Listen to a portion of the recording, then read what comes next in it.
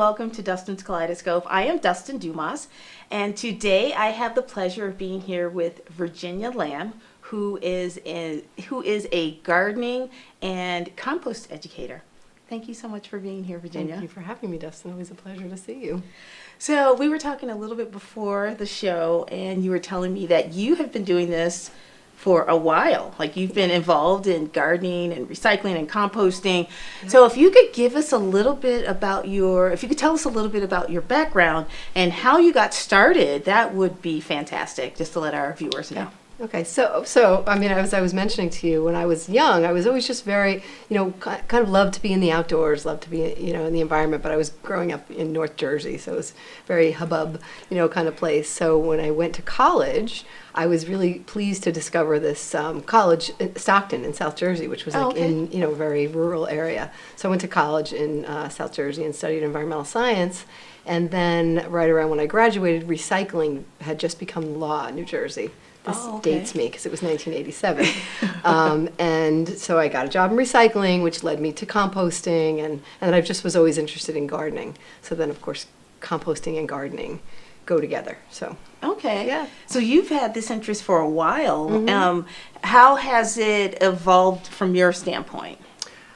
So where these kinds of things used to be sort of a fringe thing, right, that people would do, and now it's much more mainstream, of course. And recently with composting, during COVID, everybody was home, right? And they weren't eating out, and they were, right, everybody was home. So they could see all the food waste that they were producing. So composting interest became very high, and that was great. And then for me personally, a few years ago, I went back to school, and I got a degree in soil science because I just became so very interested in the ways in which improving our soil really helps the environment. So I know soil science and composting go hand in hand, as well as gardening. Yeah. And can you explain a little bit about how they are connected? Yeah, so basically, plants grow in soil, right?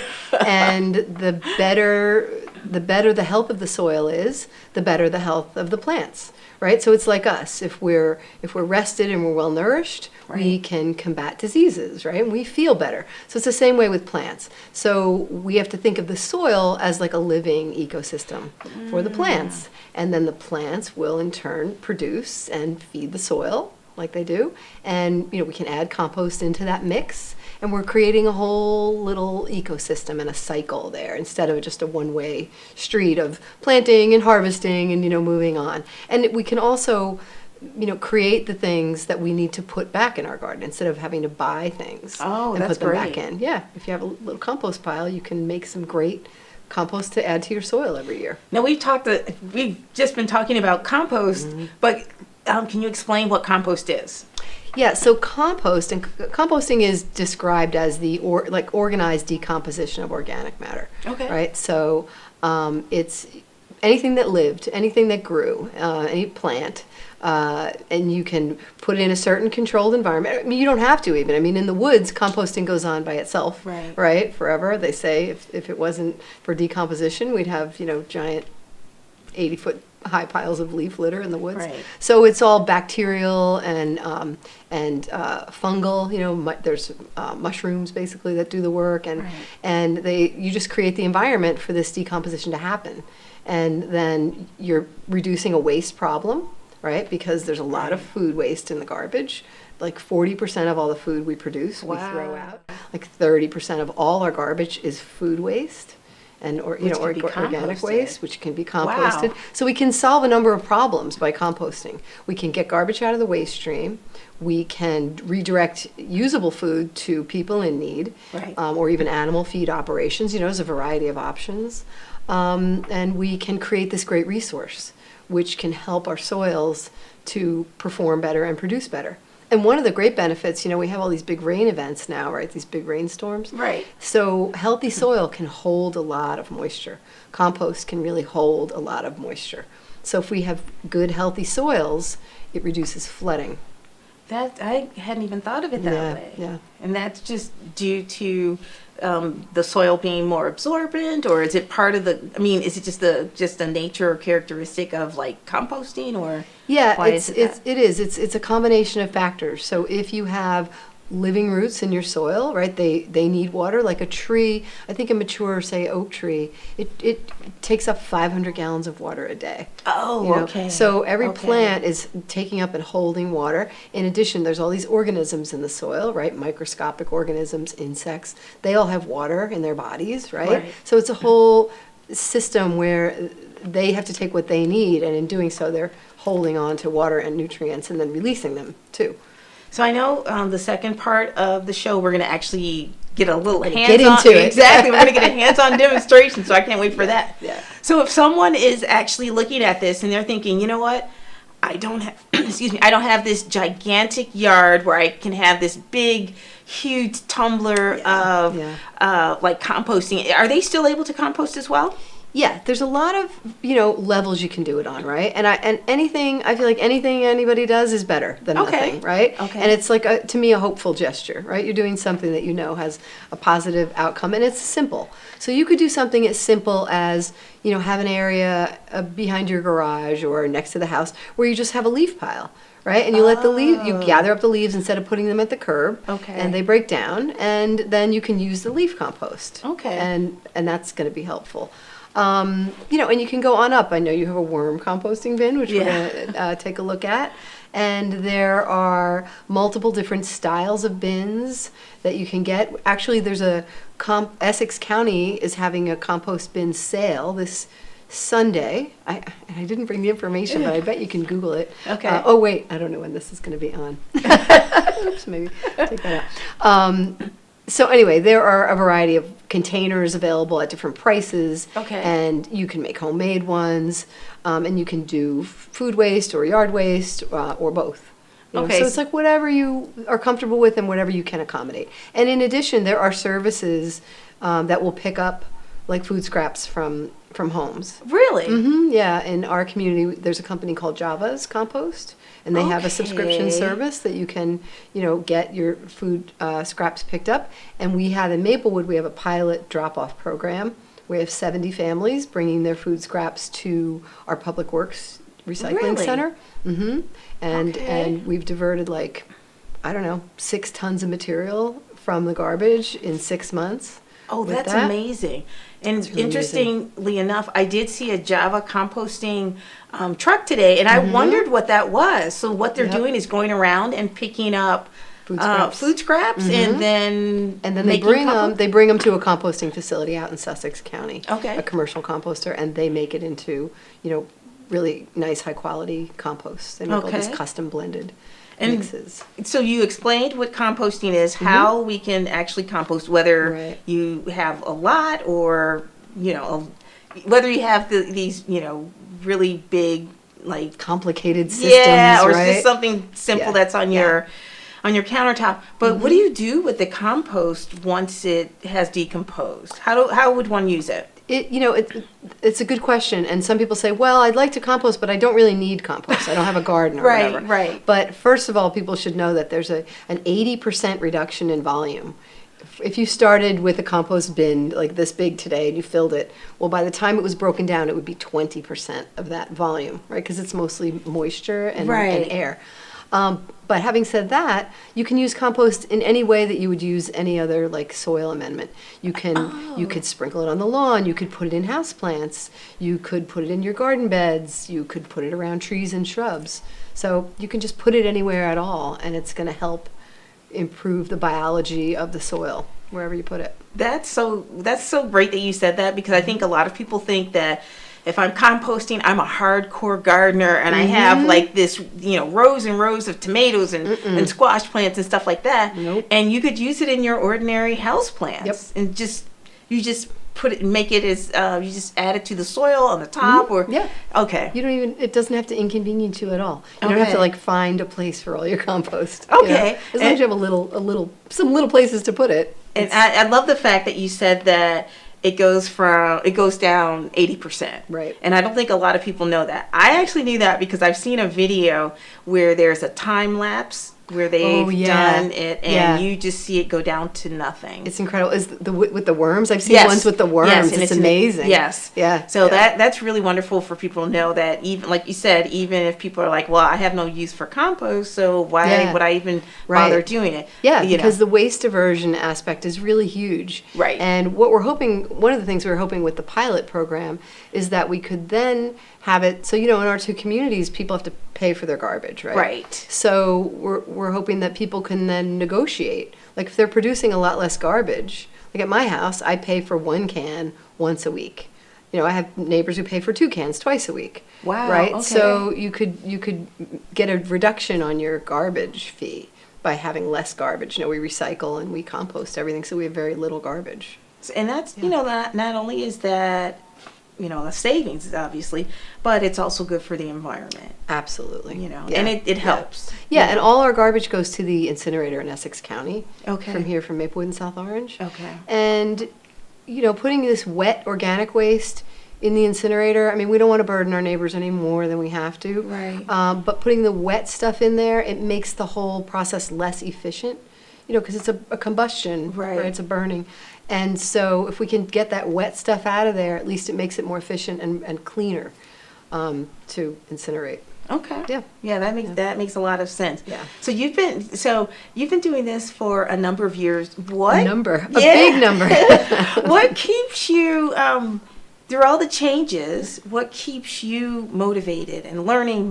Continuing to learn about this. What keeps you? It's just going? it's such a dynamic thing, and I mean, gardening alone, I feel like it's never something you finish learning about. And I work with farmers, and I'm really interested in the way that agriculture can be changed to have a less environmental impact and that kind Right. of thing. So it's just there's so much potential for learning and curiosity and growth. So we have a couple of minutes. So could you tell, before we go to the next segment, could you tell us a little bit about how you help farmers?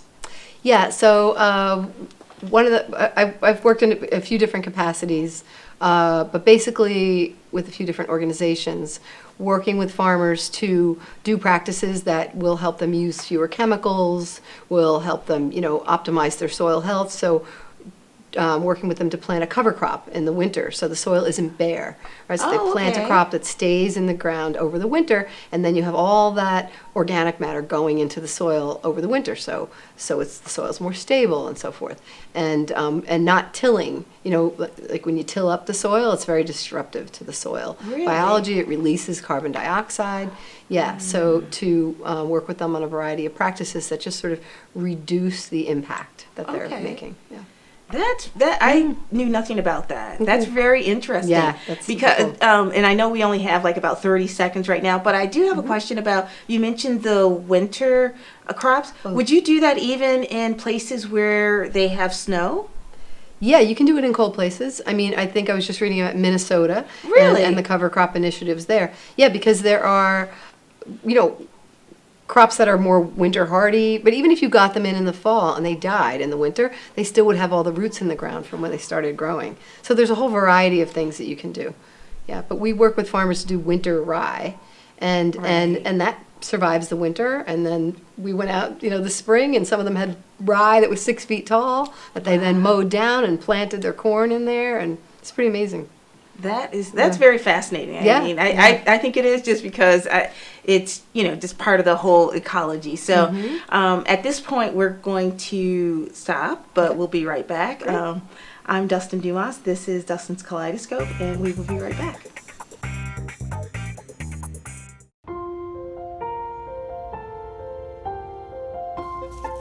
It's an onion.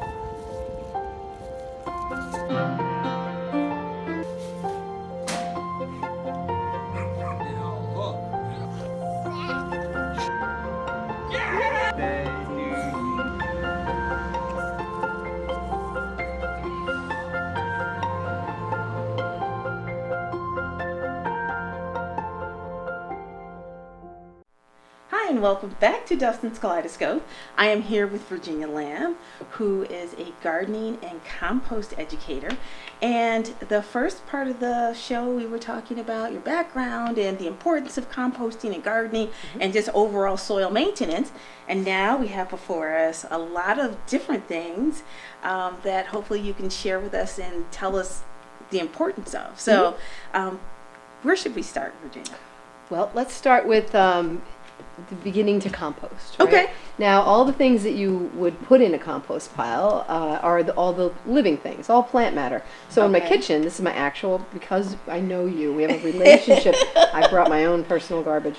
So this is my Nice. kitchen scrap bucket that I keep on the kitchen counter. Okay. And then we put all our organic material in there, all our Wow. peels and, you see eggshells and coffee grinds and some soiled paper, tea bags. I got the strawberry tops, any plant trimmings, anything like that, any food, we're throwing out even. Okay. We just don't put in here meats, fats, oils, dairy. We don't put animal products in Okay. here, right? Okay. And And why so- why is that? Because they are more likely to attract pests when Oh, you compost okay. outdoors. Right? Okay. So yeah, no, and actually even indoors with the composting with worms, I think it's like harder for them to process that stuff. Okay. So they recommend you don't put that stuff in a worm. Got it. Just Okay. plants, right? Okay. And so these materials are high in an element called nitrogen, right? Okay. They're called the greens, even though they're not all green. All right. Likewise, these are high nitrogen materials. Okay. Leaves. This is outdoor material, grass clippings. And then these materials are high in carbon. And these are called, do you want to guess what color these are called? Brown. These are called the browns. You can't get it by you. Yeah, that's right. So we have the greens and the browns, the nitrogen and the carbon. And if there's only one thing anybody ever remembers about composting, it's that you should have a ratio between these two categories of material of 1 part nitrogen to 3 parts carbon. Oh, okay. So that's going Okay. to keep your pile oxygenated. It's going to keep the fresh food scraps covered, so there's Okay. not any sort of smell or anything like that. And it's going to keep the composting happening quickly in a high oxygen environment. So then you won't get bad odors, and things like that. I always use the example of when you mow the lawn, sometimes people bag the clippings and then they put them in a pile. Right. And quickly they smell really bad. Right. Because the oxygen goes out because it's such fine. Oh, it's all compacted squashed and- together. The oxygen yes. goes out, and then a group of bacteria that make methane. They're called methanogens. They come in and they compost in a low oxygen environment, and it stinks and it's slow. Oh, I so we want to see. encourage this like oxygen Okay. rich composting. So how would that look? At home, you would go. Here's a little mini version of a compost bin. Okay. This is just small. You would really have one that was like 3 feet tall by maybe 3 feet wide. Okay. And you'd go out there and I'm not going to dump this whole bucket, but just to give you an idea, you'd go out there, you'd dump your kitchen scrap bucket, Right. and then you'd take and you'd put in some of your green garden waste on that, and then you would take your carbon, your Okay. high carbon, dry brown materials, and you want to cover what you just put in there, right? So you're making kind of a lasagna, Okay. and then you would just continue doing that. You can use also shredded paper. Does it matter if it actually has color on it or? Yeah, you don't want to really use. It doesn't matter if a newspaper has color. Yeah. Because they're made with plant-based dyes. It was Oh, okay. Long ago, all the newspapers in the Northeast, they all agreed to just use plant-based dyes. Perfect. Okay. But you don't want to use shiny paper, really bright colored paper. Okay. I would Right. say the Captain Crunch box. That's like Right, right, mercury, right. Okay. dye in there. So yeah, shredded office paper is fine. Okay. Cardboard. Like the pizza boxes, how we can't recycle the greasy Oh, that's pizza right. box That's cups. right. That's Yeah, right. so I like to put those in the compost, or I like to put those down on areas that I want to mulch. Oh, so that's Yeah, a and great they put the mulch idea. on top so it suppresses the weeds. And And it's great for invasives too. it's great for invasives too, exactly. So you just keep doing that. And how often? then Like, do I do it weekly or do I do it like once I a go month? out when my container is filled, which Oh, is okay. probably every 3 or 4 days at our house. Oh, okay. Right? All right. Because you don't want to leave it sitting for too long on your counter. It might start to get a little smelly. Okay. Another nice thing to do though is just put a few folds of newspaper in the bottom, and that absorbs excess moisture. Okay, because you're always continually taking it from the top, so that the newspaper at the bottom will suck up. It's going to soak up all the extra liquid, yeah, because this is a lot of, very wet material. Okay. So you would do this layer, layer, layer, layer, and it will continue to drop down and drop down. Okay. But then at some point it's going to get full, right? Right. And so then what you would do is like lift off your container, put it down here next door, flip over anything that's not done, and then you would get to the bottom and you would have finished compost. Oh, wow. It's pretty amazing. So the way I think is the easiest way to do it is to have 2 compost bins. So you Okay. fill one and then you let it sit, you fill another one, and then by the time you go back to the first one, it's compost. No mixing, no stirring, no, people always talk about all the mixing and stirring. Right. You don't have to do, I don't do anything to my compost. I just layer it in there, and once a year I come and take a bunch out. I'm glad you mentioned that, because people make such a big deal about, you have to stir, you have to, and I think for people who are new to it, they're like, I'm not doing that. I don't have time, right? Exactly, that's too much work. Yep, But I agree. love how you said having like 2 different. If you have the space, yeah. Because you could even if you don't have, like, you can make it, you can accommodate your space, meaning Yeah, that you can yeah. make it smaller. Right, I like that, exactly. because that It's way it's super easy. simple. So And dimple. yeah, and dimple, yes. Yeah. That's so great. And the ratio again is the browns 3 parts to to the 1 one part. part. Okay. And that is the key to success. That and the ingredient list.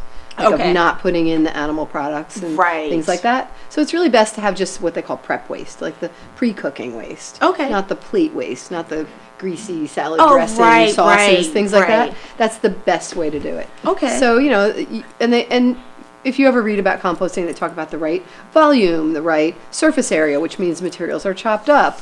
But everything is going to fall into place if you have the right ratio and the right ingredients. Okay. Nothing else matters. Okay. Yeah. That's I'm glad. That's Yeah. a great tip to have. Super easy. And then every time you put food waste in here, if you're doing food waste or any green waste, you cover it up with the brown to make sure you just have the ratio right there. You're not going to forget. Okay. Right. Okay. Yeah. And then you have this lovely compost Yeah. at the end. And as you were explaining in the first segment, you can use it anywhere. You can use it in your house plants. You can use it in your garden. You can Yep. use it On your lawn. On your lawn. So You could go to the park and put it around a tree if you want to do a little guerrilla composting. Exactly. Yeah, So yeah. so that's great, and it's always it's just it's nice to have. It's nice to have, and like you said, is. I'm just gonna remind people what you said earlier, that even if you don't think you need composting because you don't have a garden or whatever, Yeah. it still is a great way to get that 80% of waste down to 20%. Yeah, absolutely. And you're transforming it into this beneficial product, Right. which feeds the organisms in the soil, Right. and then helps them make nutrients available. Exactly. And so I don't use any fertilizer at Oh, home, okay. because the compost is like a soil conditioner. Like, so say now you're just talking about the ways in which you Yes. can use the compost. So I bought these, at a little roadside plant stand. Uh-huh. So there's some little lettuce plants. You could plant this whole pot, but I usually break it away a little bit. So I'll go, out in my garden, I'll dig a little hole for this plant, and I'll fill it with compost, right? And then tuck it in there. And so those roots have a really nice start. The soil's Okay. not hard, right? Right. And the other thing about, helping the soil be healthier is that you really shouldn't go out there in the spring and rototill your soil. Okay. You should just limit your digging and your turning to where you're planting. And why is that? Well, because you want to have this biology going on in the soil. So if you have roots growing, all these roots, the plant is taking in energy from the sun, and it's making these different compounds, and it's putting all that organic matter in the soil, and then that's feeding all these soil organisms. Okay. So I recently heard someone say, so if you are going out every spring and turning the soil over, that would be like if someone came to your house and ripped the roof off every spring and shook it around, That's so a great analogy. right? So you want to kind of make this nice environment for these soil organisms, and then they pay you back by helping the plants be healthier. Okay. Yeah, So when it's really should amazing. you till, or should you till? You should only till when you have very compacted soil. Okay. Or like at farms they call it like a hard pan. There's a very hard surface below the surface. Okay. But really, in a home garden situation, maybe I was going to say like a new construction. Sometimes the soil's really bad, right, but right. still better to just layer on top. Like we moved into our house here in Maplewood, almost 20 years ago now, and the soil was terrible. It was gravelly, and the person who lived there only had like the chemical lawn service. Oh, It was okay. hard as a rock. It was Okay. terrible. We put in compost and mulch over the years, and now our soil's really nice. We just kind of went on top of what was there. Wow. Yeah, just kind of go build up. That's good for people to hear, because I think Yeah. people will think like, well, if I have this really hard It's soil. discouraging. Yeah, exactly. It's very discouraging. And another benefit is that if you're not sure what's in the soil, and if you're worried about Right. contamination, you know, just go above, and then you Oh, don't have okay. those issues. Like in urban areas, a lot of Yes. times that's a concern. Exactly. And even where in my house, it was an old house. It's like a 100-year-old house, and so there was lead paint, right, in the Oh, day. right. And so I had my soil tested for lead around the house because I had a little vegetable garden, Okay. and it came back really high for lead. Wow. So I don't grow food close to the In house that like that area. anymore. Okay. I could do it if I had a raised up bed. Okay. But yeah, Okay. that was quite eye-opening. Okay. Yeah. So I also wanted to talk a Oh, little about your bit about the worms. worms. Yeah. So there's so many different ways to compost. Right. And you're doing this indoor composting with the worms, the red worms. Yeah. Very So specific just kind of I just worm. want to let people know that I do not compost in this. I just brought this in because my composting bin is very big, and I just wanted to get a few worms. So these are red. This is a sample. Yes. Little sub-sample of worms. Yeah. Yes. They're called red wigglers, and Yeah. they're wiggling around like that. Right. And they, as you know, they eat like half their weight in food every day. Right. So if you had a container where you had a pound of them, they Right. could actually process a half a pound, like a deli container, Right. half a pound of food waste every day. And then they reproduce like nuts. So every 6 months out of 2 worms, you get 90 worms. That's amazing. Yeah, it is And pretty I notice they amazing. like to hide at the bottom. Yes, you they know, do. Of they're my living. They're composting living bin. deep in the soil. Oh, poor guy. Hi, we won't bother you too much more. But this yeah, it's a is- great way to compost. I used to do a lot of programs with schools, and they'd have the worm bin in the classroom, and they could weigh the food waste and Right. count the worms, and you can see they reproduce by little eggs. It's like a Right. whole lot of really So interesting you stuff. mentioned the eggs, and I know they're the castings and things like that. So if somebody has if somebody wanted to start a composting bin using the red wigglers, what should they do? I would just get a shallow, like a Rubbermaid bin, like Okay. a 8-gallon maybe they are. Yep. You know, they're about this deep. I would drill holes around the sides, Okay. fill it with shredded paper, Okay. and then, I should have said this first, you need to mail order those worms. You need to buy them from a worm supplier. Okay. Right? Just make sure they're the right worms. Yes, The red worms, yes, the red wigglers, yes. they're called manure worms as Right. well. So then you would moisten this. You could Okay. spray it with a spray bottle, Uh-huh. fill up the bin with the paper, fill it Okay. up to its depth, and then put the worms in. Let them get acclimated. Mm-hmm. But then after a couple of days, you can just start putting your food scraps in, like every day, just like Okay. you do, right? Yeah, exactly. So And it doesn't smell, right? no, not at all. Like soil. Not at all. And same thing, ingredient list important Yes. with the worms. And yeah, it's pretty miraculous that these worms. I was once at an event, like a fair, an environmental fair, and this woman was so fascinated talking about the worms, and she said to her husband, "Come over here, listen to this. These worms, they make this out of the food. Isn't that amazing?" And he was like, "It's not amazing. It's just what happens." You know? It's kind of funny, but she was amazed. So Wow. I Well, thought that was great. Virginia, we didn't get a chance to get to the organic fertilizer. we'll have to do another time. We'll have to do another one. But thank you so much for coming on. This was such a great show for people who are interested in ecology and wanting to know how to do better, with their soil and Yeah. things like that. It's an easy way to make a big change. Yeah. Is there anything that you'd like to leave us with? We have we've run out of time. So, but Okay. Well, I just think it's like any little gesture you do. These are kind of overwhelming times, but a little hopeful gesture, it can make a big impact, and it can go a long way towards helping you as well. So, thank you so much Thank for you. joining us. This has been wonderful. I'm Dustin. This is Dustin's Kaleidoscope, and we will see you next time. Bye.